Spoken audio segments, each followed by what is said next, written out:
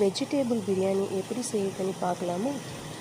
முதல்ல எண்ணெய் ஊற்றிட்டு வெங்காயம் போட்டு அதை நல்லா வதக்கின அப்புறமா வெஜிடேபிள் கேரட் பீன்ஸ் ரைஸஸ் இஞ்சி பூண்டு பேஸ்ட் தக்காளி புதினா எல்லாம் கட் பண்ணி வச்சுட்டு வெங்காயம் நல்லா இது பண்ணி தருவேன். அப்புறமா இஞ்சி பூண்டு போடணும்.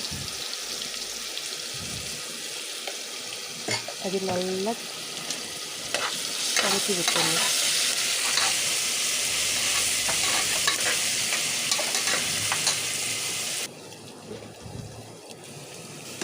அப்புறமா தக்காளி புதினா போட்டு அது நல்லா கலக்கி விட்டுடணும்.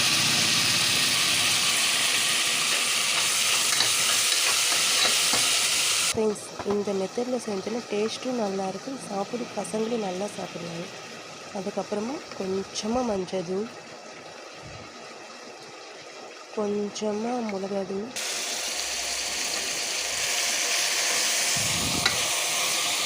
கேரட் பீன்ஸ் ரைஸஸ் எல்லாமே போட்டு masala items biryani masala red chilli powder எல்லாமே அதில் போட்டு நல்லா கலக்கி விட்டுடணும்.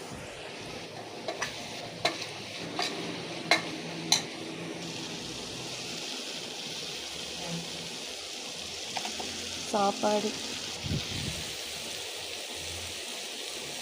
தயிர் சேர்க்கணும், சால்ட்டு கொஞ்சம் சேர்க்கணும்.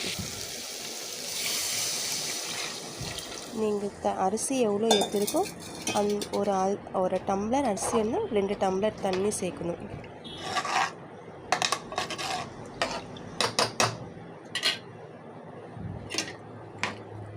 தண்ணி நல்லா கொதிச்ச அப்புறமா அரிசி போடணும்.